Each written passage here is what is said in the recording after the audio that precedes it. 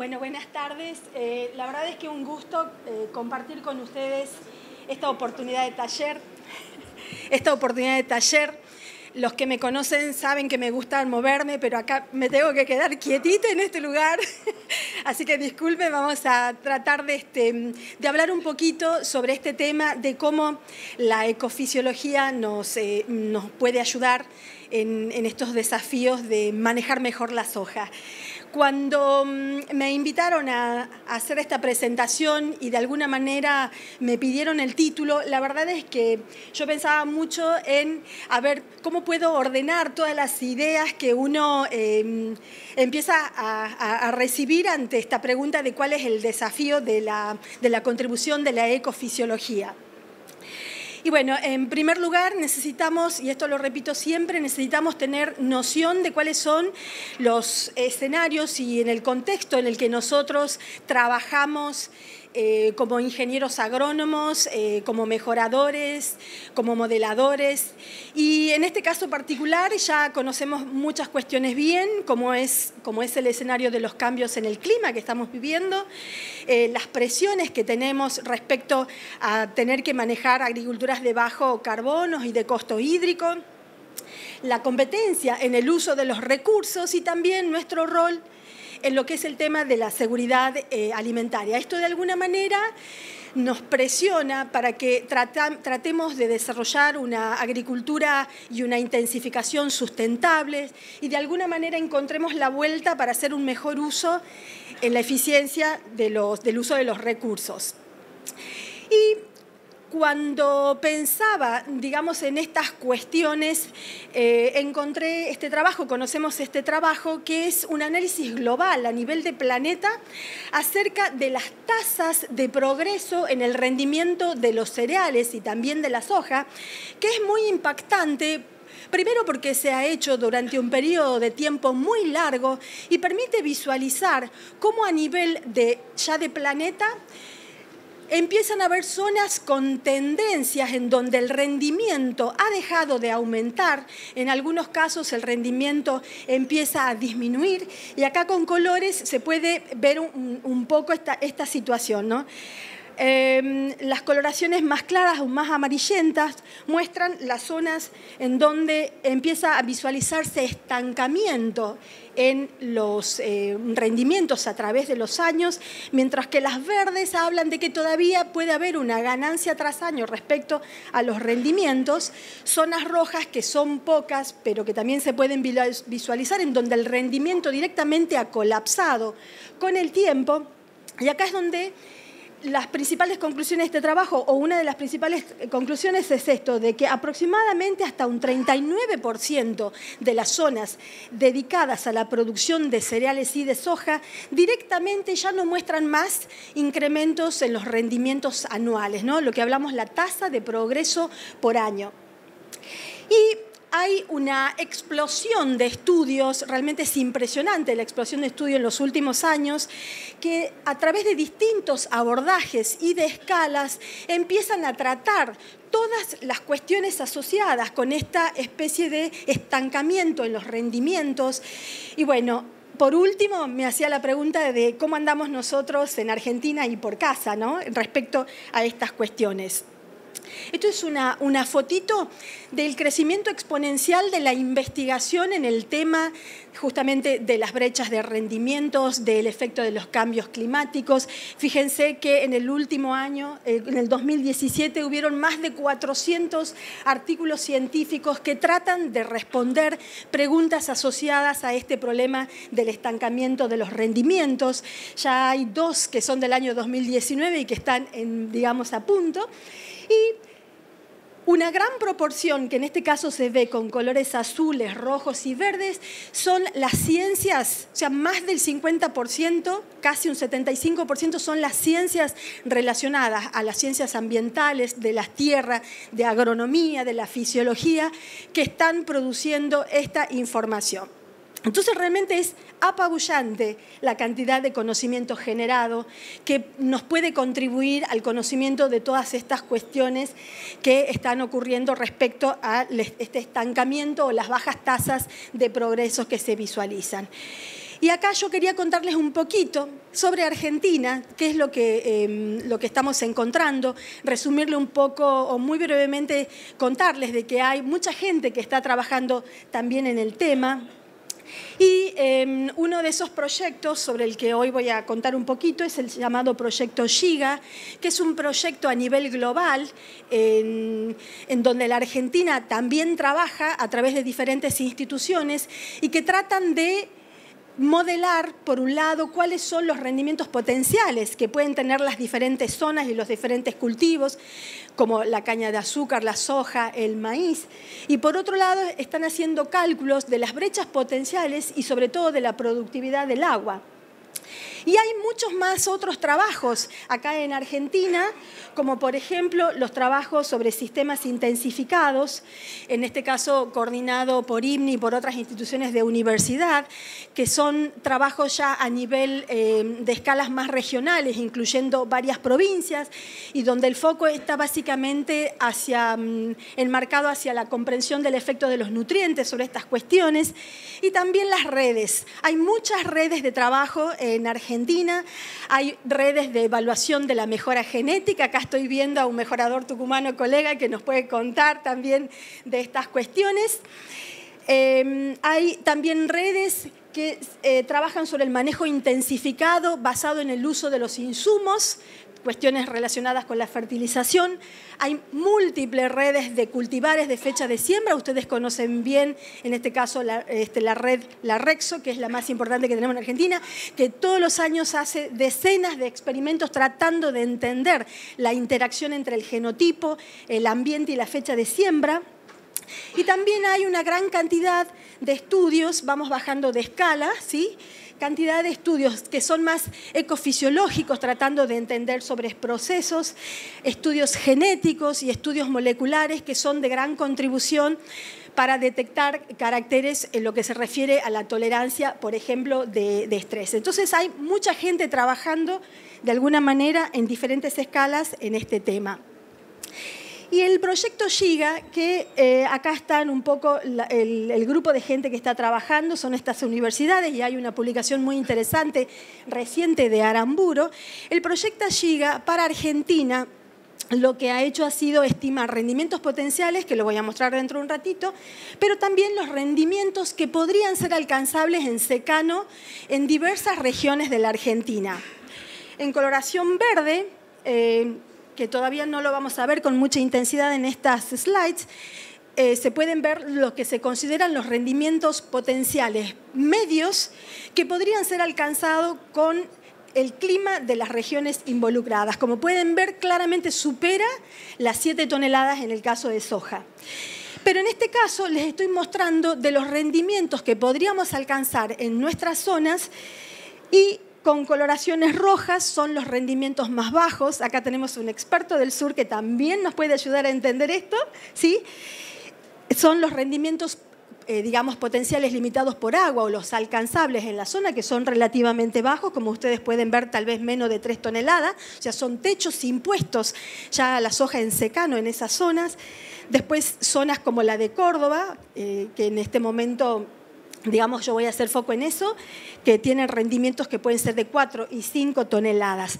Bueno, y así sucesivamente, lo que podríamos alcanzar en el 50% de los años. Pero hay una impactante figura a continuación, que es de qué están obteniendo los productores. Y esto es un cálculo de los 5 últimos años, cuando se hicieron los cálculos para esta publicación. Y la diferencia de colores entre los dos mapas habla de lo que es la brecha. ¿Cuánto podríamos hacer en soja, o digamos los rendimientos en soja, con la cantidad de agua disponible, y cuánto están logrando los productores en las diferentes zonas? Y esto es muy impactante porque, por ejemplo, si comparamos las zonas del sur, ¿sí? La zona del sur de Buenos Aires, fíjense que el degradé de colores entre los dos mapas es pequeño. Esto significa que los colegas del sur ya le han encontrado la total vuelta al manejo de la soja para poder hacer lo más que pueden hacer en sus ambientes. Ya están, esto significa en zona de plató, ya por lo tanto, tienen que empezar a diseñar otras cuestiones para ver cómo pueden hacer para zafar de estos platós de rendimiento. Eso, por un lado, es la buena, que le encontraron el manejo perfecto a la soja para su zona, y la mala es que están en plató.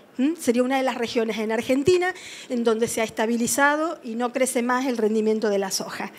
Y por otro lado, la distancia de color entre el amarillo verdoso de Córdoba y el furioso rojo que tenemos en Córdoba, que nos está diciendo que de las zonas más productivas que tiene el país, tenemos una gran diferencia todavía con los rendimientos que alcanzan los productores, lo que de alguna manera nos habla de grandes brechas todavía en el rendimiento y, por otro lado, de un gran potencial, ¿no?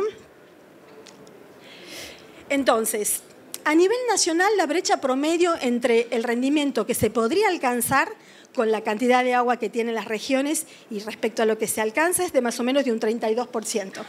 En algunas zonas, como les contaba, las brechas se están cerrando, o sea, ya se está encontrando el máximo que se podría lograr, pero estas otras zonas de alto potencial y brechas manifiestan y, por supuesto, dan lugar a muchísimas preguntas sobre qué es lo que está pasando o cuáles son las causas. Entonces, lo que quiero presentar a continuación es tal vez un ejercicio para la discusión que vamos a tener después respecto a la provincia de Córdoba, ¿no? Entonces, hice este gráfico con datos que están, digamos, a disposición de cualquiera, que son del Ministerio de Agricultura, para que ustedes vean cómo ha progresado el rendimiento promedio de la soja a través del tiempo, ¿sí? El primer impacto es que se ven zonas de plató, zonas de rendimiento incrementándose, pero una gran variabilidad para diferentes localidades y diferentes años. Hacia la derecha, un gráfico de box plots que le permite ver la variabilidad de rendimientos que se obtiene en la zona de Córdoba a través de estos últimos 10 años. La línea roja indica que claramente Córdoba está por debajo del promedio nacional, ¿sí?, con respecto a los rendimientos logrados, y la dispersión de esas cajas muestran de alguna manera la gran variabilidad de resultados que hay en Córdoba, con máximos que son altos, a nivel promedio de 4.000 en algunas zonas, y mínimos que son muy bajos. Abriendo un poquitito más esta caja de qué es lo que pasa a Córdoba, porque acá puede haber muchas preguntas, ¿sí?, vamos a mirar 3 localidades que yo tomé como representativas de estas tasas altas o nulas, simplemente para hacer un ejercicio. Fíjense cómo en el departamento de Marcos Juárez, en los últimos 10 años, el progreso del rendimiento ha sido cercano a 64 kilos por hectárea por año, ¿sí?, que casi triplica, para ese caso particular, la tasa de ganancia genética que les voy a mostrar enseguida. Mientras que en departamentos como Río Seco, esa tasa es baja, por ejemplo un 19, y ya cuando uno le hace el test estadístico, ve que directamente no hay progreso en el rendimiento en esa localidad, ¿no? O sea, la regresión, que en este caso es amarilla y que tiene una tasa de 19, muestra que no es significativa. O sea, es una zona en donde ha habido un estancamiento de los rendimientos. Que lo que tiene que hacer es generarnos las preguntas de qué es lo que está pasando y después, ¿podemos mejorar esto o no? Según veíamos en los mapas anteriores, es posible alcanzar mayores rendimientos, pero acá está de alguna manera el desafío de tratar de desglosar de alguna manera las causas. Entonces, empezamos a ver tendencia en el estancamiento, en el progreso del rendimiento en algunas zonas, y la pregunta es si esto es generalizado, si es generalizado para todo Córdoba o no. Entonces, lo que hice fue calcular las tasas por localidad, o sea, corrí estos modelos lineales para todos los departamentos de Córdoba, y que lo que les voy a presentar ahora es la tasa de progreso genético de cada departamento, y en este caso están clasificadas las regiones.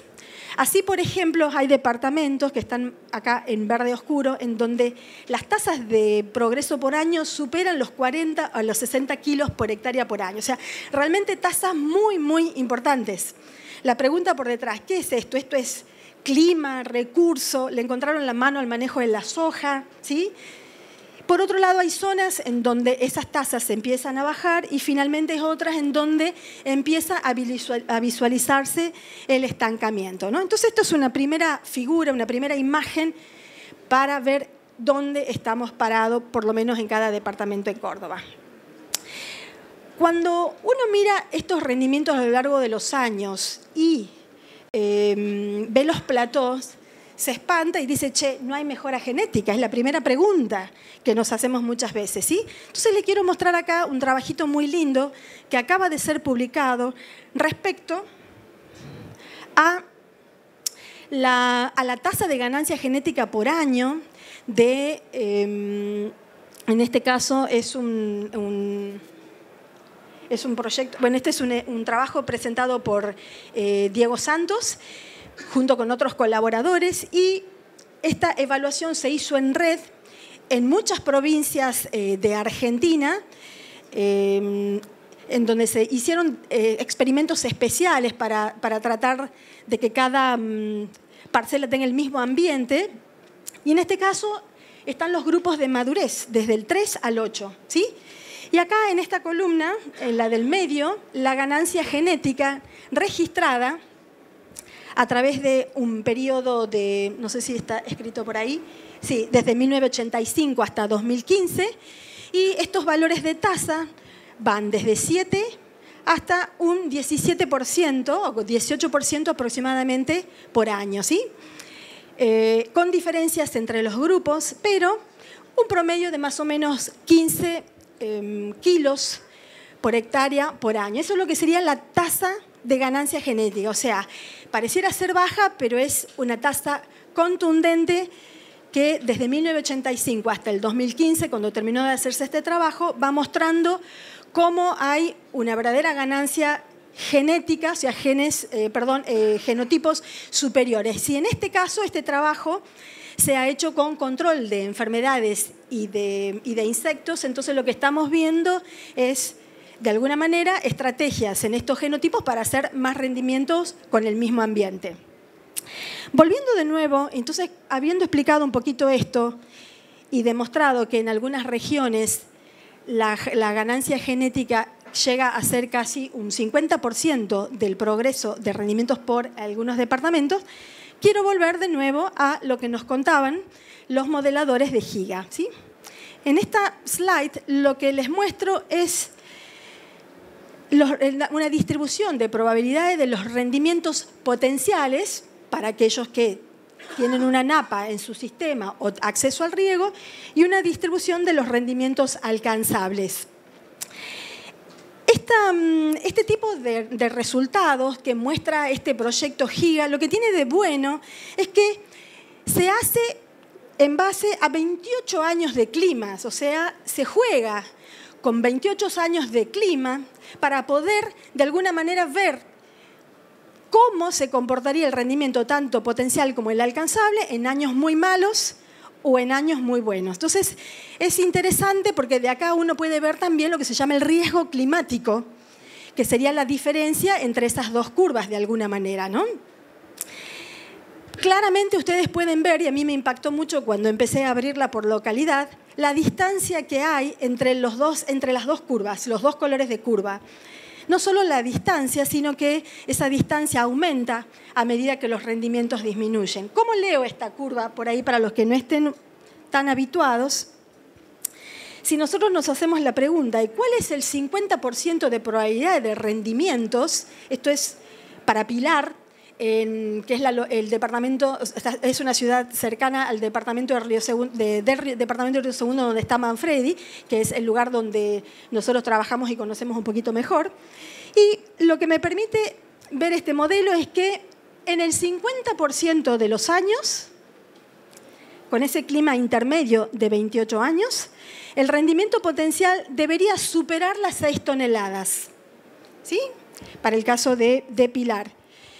Y que el rendimiento alcanzable en el 50% de los años debería superar los 4.000 kilos o las 4 toneladas.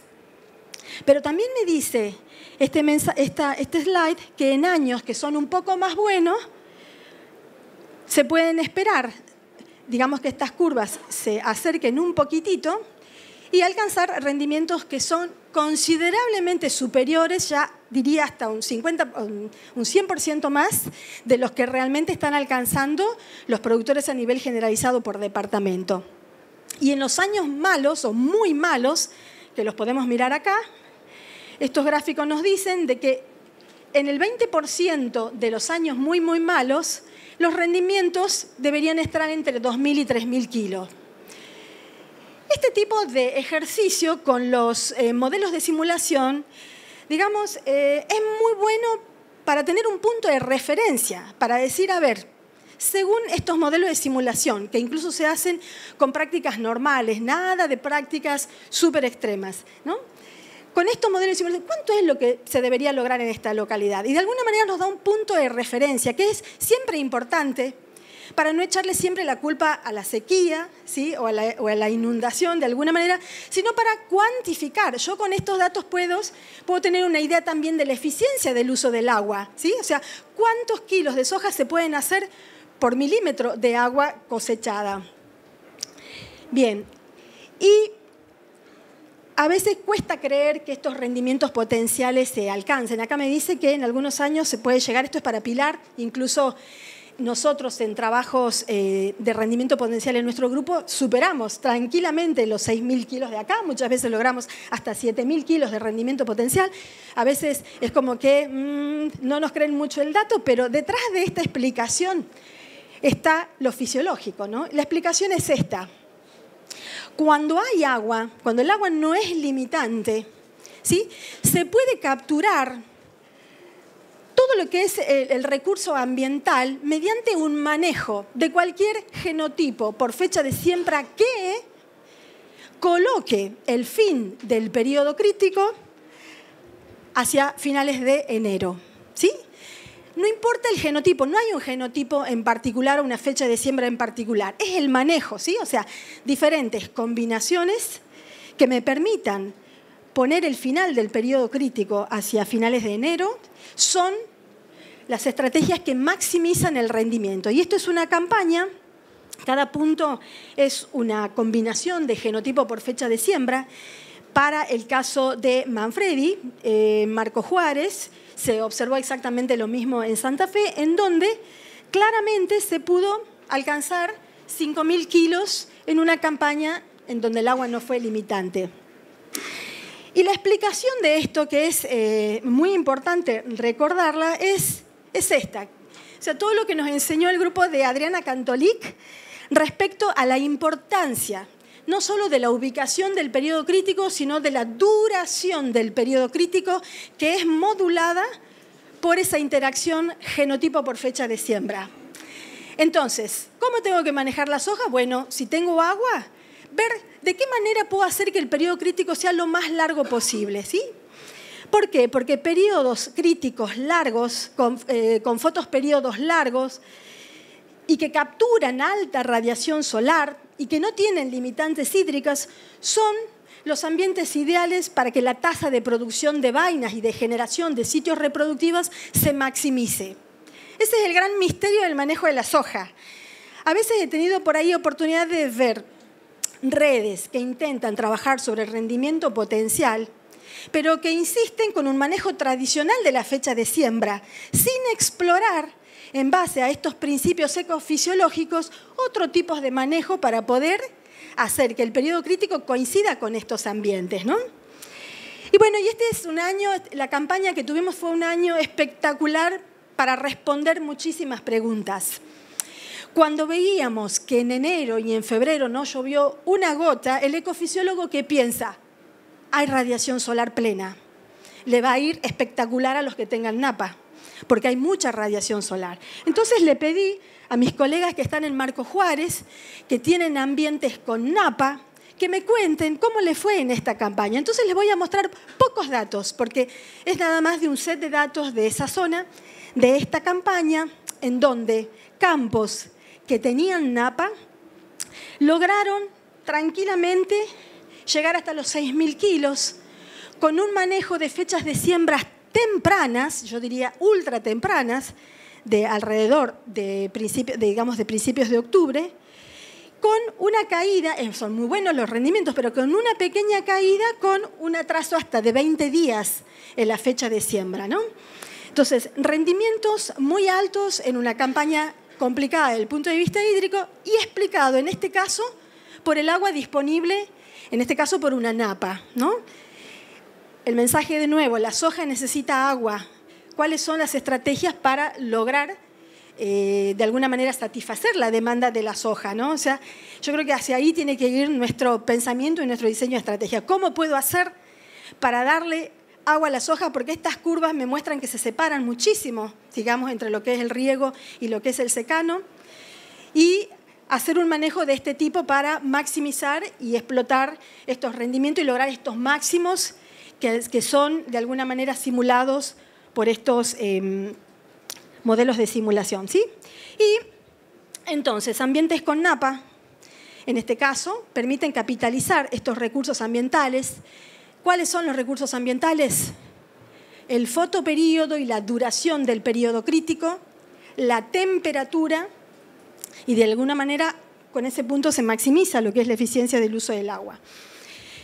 Y también les quiero mostrar datos de los que no tenían napa, ¿sí? En este caso de, por ejemplo, Manfredi, en los experimentos o parte de los experimentos de Rexo. Esta campaña, en nuestra zona, ha sido una campaña muy particular con un escenario hídrico contrario al que estamos acostumbrados. Esta campaña tuvo una primavera lluviosa, o algo de lluviosa, que nos permitió acumular agua inicial, y después tuvo un enero y un febrero extremadamente seco, se puede ver en este gráfico. Fíjense cómo esto es el agua acumulada a través de los diferentes meses. Fíjense cómo a partir de enero directamente se planchó la cantidad de agua, porque las lluvias que siguieron fueron muy bajitas, generando un escenario muy particular, que ya también se había repetido en el año 2012-2013. Para los que tienen memoria, el 12-13 también fue un año que empezó espectacular, los productores todos salieron a sembrar por la cantidad de agua, divino, pero dejó de llover durante el llenado de la soja y crisis con los rendimientos, y empezaron a verse las mismas cosas. Zonas con rendimientos potenciales extremos y zonas con rendimientos mínimos extremos también, ¿no? Entonces, en el marco de este escenario, de esta campaña, que como les digo, no es tan típico a lo que nosotros tenemos, Marcos Murgio, que trabaja en Rexo, me compartió estos datos, y estos son los valores de rendimientos que pudieron obtenerse con esta cantidad de agua que superó los 500 milímetros para Manfredi. Y si bien Rexo explora desde grupos de madurez del 3 al 8, yo seleccioné, a modo de ejemplificar, estos dos grupos, grupo 4 y grupo 5, ¿sí? Fíjense, los rendimientos que se lograron hacer son fechas de siembras tradicionales de noviembre, rendimientos promedios de 4.500 kilos, pero fíjense que acá con los grupos largos pasó algo raro, ¿sí? El rendimiento, una tendencia a disminuir, y también el promedio de todos esos genotipos de grupo 5, que son muy utilizados en nuestras zonas, con bajo rendimiento. Entonces, ahí es donde vienen los que me dicen, pero a ver, ¿qué está pasando? Si nosotros estamos acostumbrados que cuando hay un manejo complicado con el agua, hacemos grupos más largos. Bueno, lo que está pasando acá es que ese grupo 5 resultó demasiado largo y costoso desde el punto de vista hídrico, en lo que es el consumo de agua, con este escenario en particular que tuvimos. Y charlando con colegas del norte de Córdoba, me comentan lo mismo, tendencia a que los grupos más largos se quedaron más cortos de agua, ¿sí? Cuanto más largo, más consumo hídrico. Con un escenario terminal, se nos corta el agua antes, con importantes caídas de disminuciones. Por ahí en Tucumán, en Santiago del Estero, la tienen re clara, porque siempre de alguna manera está pasando eso, ¿sí? En las zonas más con demandas hídricas más fuertes, como Santiago del Estero, se está viendo esta tendencia, ¿no? A que se puede mejorar esa eficiencia del uso del agua con un grupo un poco más corto, ¿no? Bueno, y también en este contexto, les quiero reiterar, probablemente ya hayan visto este slide, a mí me gusta contar esta historia sobre análisis de brechas que hicimos una vez con grupos de Santa Fe, en donde ellos utilizan la estrategia de la postergación de la fecha de siembra, ya sea porque hacen sojas de segunda o como una estrategia para acumular agua en el suelo. Y acá lo que hicimos fue separar con los dos colores los productores que tenían más rendimientos y después el dato promedio de los productores de todo ese grupo de manejo, ¿no? Esta red CREA. Entonces, lo que yo les comentaba era eso, wow, fíjense, con esta fecha de siembras óptima, que son las que nosotros manejamos, qué rendimientos se pueden alcanzar en esa zona, esto es de hace unos años. Pero después lo que era más sorprendente era, wow, ¿qué pasa con los puntos blancos? Estamos atrasando la fecha de siembra para de alguna manera capturar esa agua acumulada en los suelos y sin embargo nos va muy mal con los rendimientos, ¿no? Entonces, esta primera brecha la entendemos, o esta disminución que tiene que ver con periodos críticos en ambientes muy demandantes en enero, pero después de esta otra brecha era como más compleja. Y en la discusión del grupo, lo que terminamos concluyendo es que la estrategia de manejo, en este caso de postergación de la fecha de siembra, tenía un componente mal que era la selección de grupos de madurez muy largos, ¿sí? Entonces, fechas de siembra atrasando con grupos de madurez muy largo para la zona, lo que hacen es darle al cultivo el peor ambiente de otoño. Se nos cayó la radiación solar, tenemos agua en el suelo, pero ya no tenemos radiación solar. Entonces, de alguna manera, repasar, digamos, este juego entre las decisiones de manejo. Espero el agua que se acumule, pero me pierdo radiación solar y pierdo longitud de fotoperíodo, ¿no? Entonces, de alguna manera manejar esas dos estrategias porque son las que definen el potencial de rendimiento. Volviendo de nuevo al trabajo de brechas de Giga, acá lo que hice fue, de alguna manera, poner los promedios de rendimientos en las localidades. Fíjense cómo algunas localidades superan las 6 toneladas en rendimientos potenciales. Y después en líneas en amarillo, las brechas aproximadas que tienen, perdón, los rendimientos alcanzables que tiene cada localidad, con brechas que en promedio llegan o superan el 35%. La pregunta, ¿35% es mucho o poco? 35% es mucho. Ahora, en el diseño, para ver si estoy haciendo las cosas mejor o no, porque por ahí ustedes están en una zona en donde tienen más rendimiento y se están acercando a esos rendimientos potenciales, pueden tener la duda de cuánto sería un valor de brecha aceptable para decir que estoy haciendo las cosas de lo mejor posible y que incluso me cierran los números. Bueno, se calcula que cuando ya se supera o se cierra la brecha, dejando una brecha entre un 20 y un 15%, ya estaríamos entrando a zona de óptimos que no son económicos, ¿no? Por una cuestión de que en ese caso la estrategia es basada en muchos insumos. Por ahí lo ideal sería no basar tanto en insumos como fertilización, sino en estrategias que me permitan suplantar a esos insumos, como por ejemplo cultivos de coberturas, rotaciones, todo aquello que me mejore, captura de carbono, guardado de nitrógeno, digamos, para todo el sistema, y ya pensando como sistema.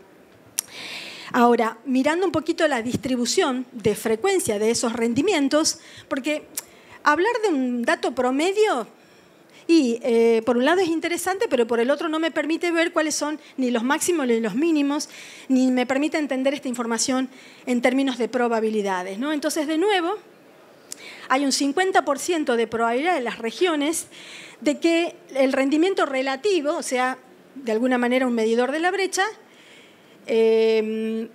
supere, digamos, el 50% de los años se puede lograr una brecha de 50, ¿no? O sea que el rendimiento en secano rinde el 50% del potencial.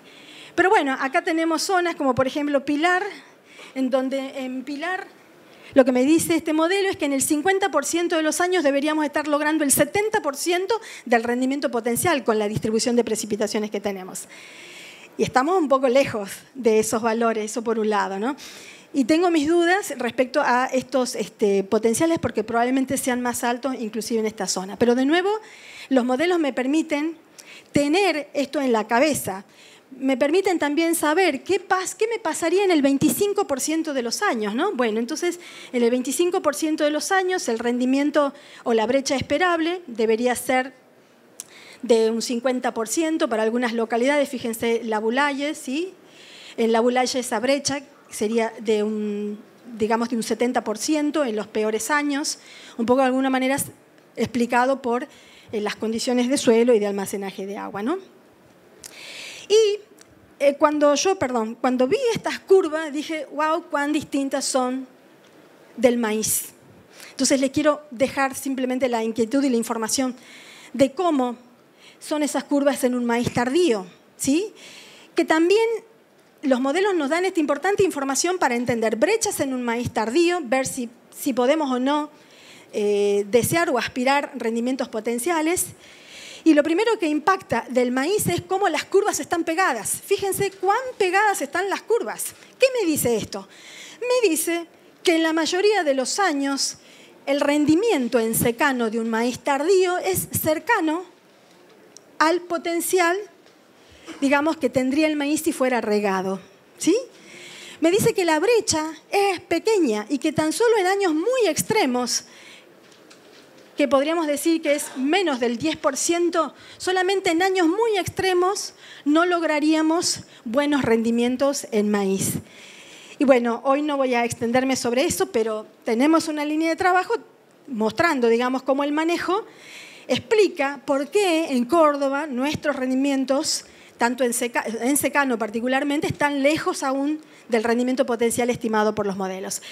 Pero cuando uno compara estas dos situaciones en términos de probabilidades, esto para el productor que se dedica al diseño de estrategias le dice, bien, ojo, entonces ¿cómo tengo que hacer mi combinación de los dos materiales en el año? Entonces hay una relación muy linda que la estamos desarrollando con un alumno y que los que se dedican a la producción la tienen bien clara en términos monetarios, que es cuántos kilos de maíz deberían hacerse para igualar a el rendimiento y digamos, al ingreso económico de soja, ¿no? Entonces, en este caso, esta sería esta relación, y lo que yo hice fue acá poner abajo el rendimiento en secano de la soja, relativo en secano de la soja, y en el eje de las Y, el rendimiento del maíz respecto a la soja, ¿no? Claramente esto me dice de que si el año viene complicado, no tengo que hacer soja o tengo que hacer menos soja. Tengo que jugarme más a la producción de maíz. El maíz, de alguna manera, sobre todo el maíz tardío, el maíz de alguna manera garantiza esos pisos económicos. Pero por ahí nosotros no estamos acostumbrados a hacer ese cambio en la decisión de la estrategia en lo que respecta a la especie, ¿no? Pero bueno, esto es también otra forma de modelar sistema, decir, bueno, a ver, este año viene complicado para la soja porque me lo están diciendo los pronósticos, conozco mi localidad, entonces directamente jugarse al maíz.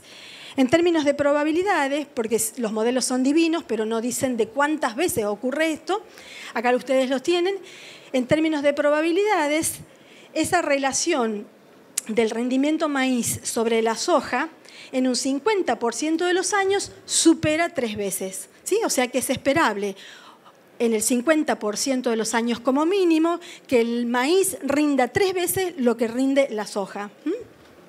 Bueno, con todo esto lo que quiero es por ahí dejar ideas para la discusión, ¿sí? Para que podamos entre todos armar el rompecabezas, este tema de las brechas, de los rendimientos que se están de alguna manera plafonando. Y como cierre, recuperé esta hermosa slide que está en inglés, pero quise preservar, digamos, la descripción, que está recientemente publicado. Esto es un trabajo de alguien que trabaja en genética, ¿sí? De alguien que trabaja en genética y también en la parte molecular, que propone, por ahí los ecofisiólogos lo tenemos más claro y no sabemos mucho de genética, pero sabemos más sobre estas cosas, propone entonces de que se empiecen a ver todo lo que son las ciencias de fenotipado, pero en este caso aplicado a lo que es ambiente, ¿sí? Entender entonces mejor todos estos ciclos de ambiente. Y fíjense, en este caso él sintetizó con 5 grandes ciclos sobre la complejidad que tiene un sistema productivo, ¿no? Entonces, el desafío es integrar ese inmenso conocimiento que ya existe, generar tal vez algo nuevo, pero en este caso integrar ese conocimiento sobre esa dinámica de los factores ambientales que tienen todas las distintas regiones con lo que es el diseño del cultivo ideal.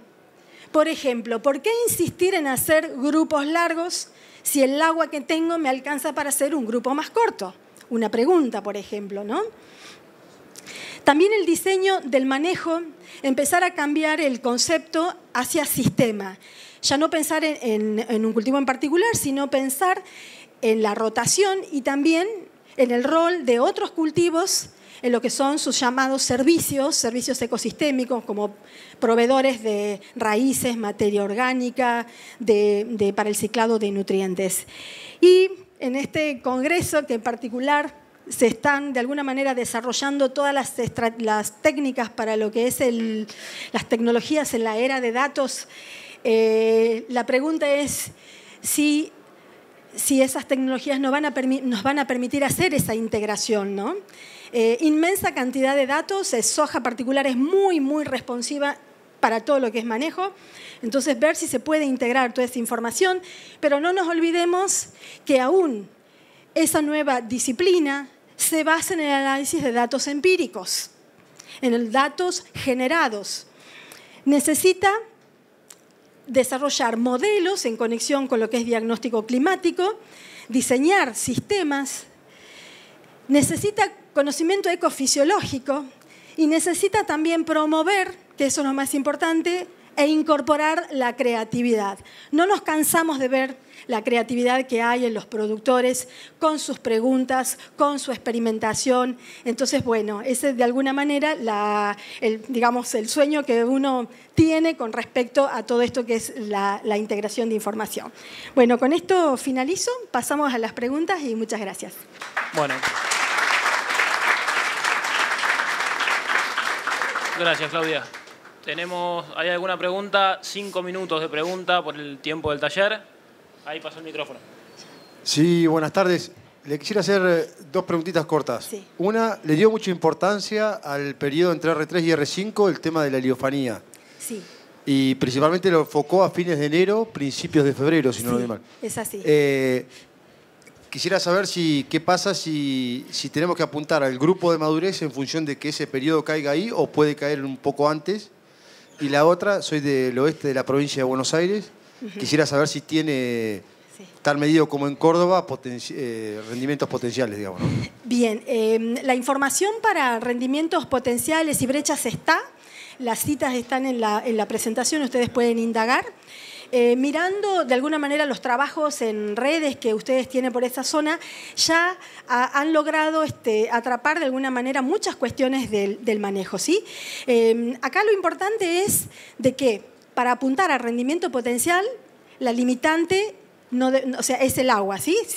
Si vos tenés una napa, tenés suelos, digamos, y esa napa a su vez tiene una cierta altura, ahí está la clave tuya. O sea, seguir ese movimiento de napa, manejarlo.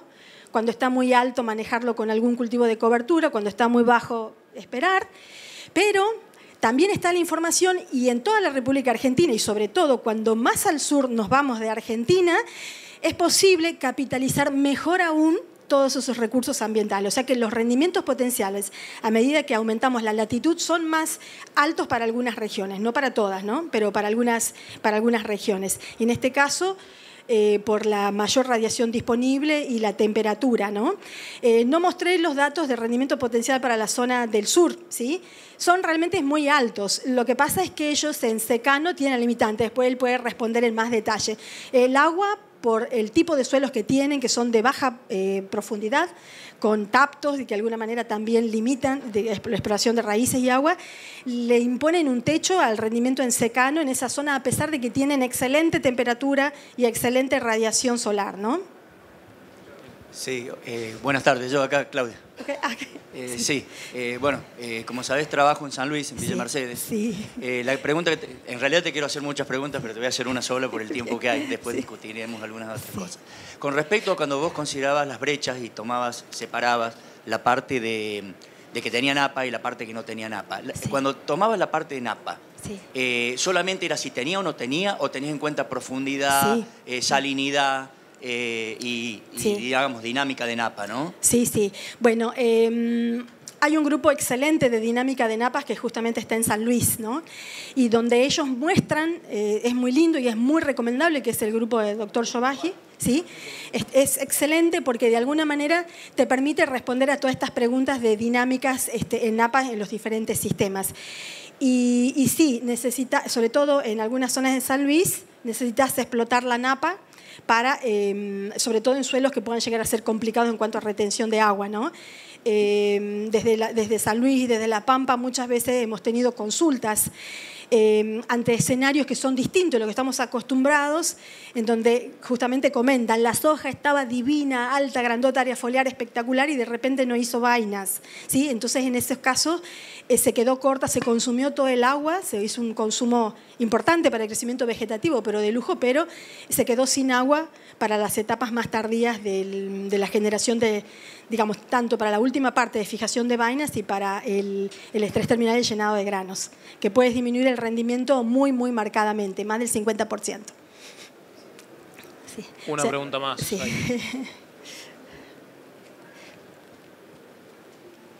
Hola, Clau. Hola. Bueno, muchísimas gracias. La verdad que hermosa la presentación. Mi pregunta viene de la mano, recién escuchamos a Juan Pablo hablar de que el rendimiento en soja estaría limitado por nitrógeno. Sí. Suponiendo un escenario donde tenemos cubiertas las necesidades hídricas y también radiativas, un excelente escenario, digamos, ambiental para esa soja. ¿Qué opinión te merece desde el mejoramiento, por ejemplo?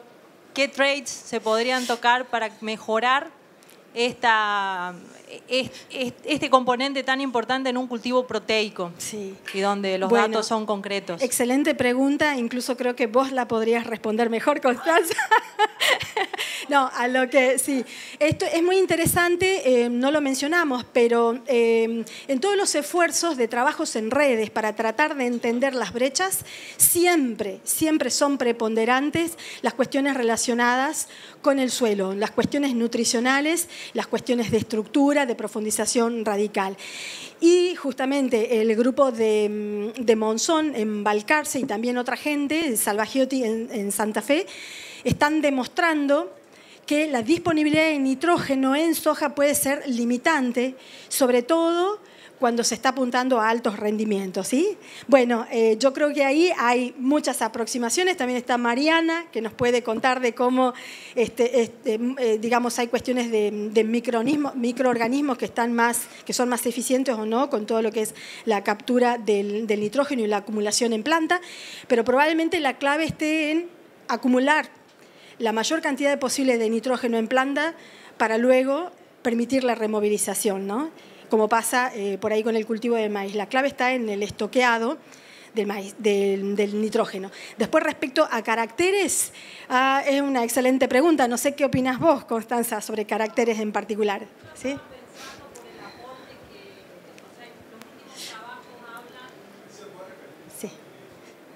Sí, básicamente estaba pensando en los últimos trabajos, sobre todo también del grupo, o sea, de Salvagiotti en colaboración con Ciampiti en Estados Unidos, que nos hablan de la importancia que puede ser el nitrógeno gain, o sea, la incorporación durante el llenado de granos en una etapa que es limitante y que puede representar hasta un 25% después, traducido en la proteína del grano, ¿no? Claro, eso sería una cuestión de manejo que se está visualizando en todos lados, incluso en el maíz. El manejo optimizado es poner a disposición del cultivo lo más tardíamente posible el nitrógeno, ¿no? Entonces, eso es una cuestión de manejo, pero a nivel de carácter fisiológico o de planta, lo que habría que buscar es la habilidad del cultivo, ya sea por exploración radical o por otras cuestiones de interacciones en términos de simbiosis, la habilidad del cultivo o del genotipo para poder estoquear ese nitrógeno la mayor cantidad posible hacia, digamos, la etapa de llenado de grano. Prolongar la fijación, por ejemplo. Después del punto de vista, prolongar la fijación del nitrógeno post-floración, ¿sí? Pero bueno, ahí ya necesitamos profundizar en mecanismos de cultivo. ¿Cómo hace una planta de soja para acaparar? Probablemente haya que trabajar, digamos, con raíces, con los microorganismos, fuera de lo que es manejo, ¿no? Después por manejo sí pueden haber otro tipo de implementación. Una más ahí atrás. Otro ecofisiólogo. Claudia.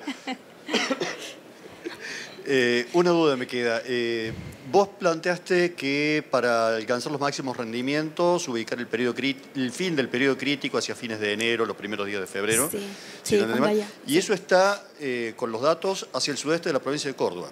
Sí. Ahora, ¿qué pasa si yo me traslado a un escenario hacia el norte de Córdoba? Me voy a Jesús María, San José de la Dormida, en donde tengo que privilegiar el tema del agua, pero empiezo a tener problemas de altas temperaturas. Claro, ¿Qué empiezo a mirar ahí como en primer lugar y cuál sería el manejo que recomendás en cuanto a elección de grupos o ubicación de ese periodo crítico? Bien. Todo lo que es la interacción de la respuesta del episodio de alta temperatura con la disponibilidad hídrica, digamos, va como un combo, ¿no?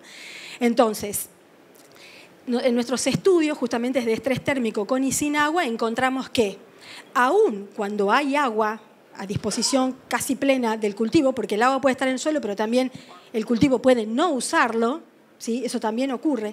Está en el suelo, pero el cultivo no puede usarlo porque la tasa de demanda atmosférica es mayor que la capacidad del cultivo para absorberla, ¿sí?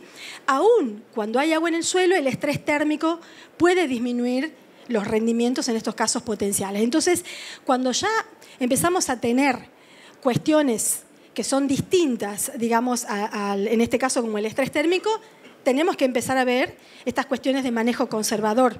Pero siempre va a depender del escenario hídrico que viene, del tema del agua inicial, de alguna manera para satisfacer esa demanda hídrica del cultivo, ¿no? Y por supuesto de cuestiones de manejo, estructura de suelo, cobertura y todas estas cuestiones que contribuyen al manejo del agua, ¿no?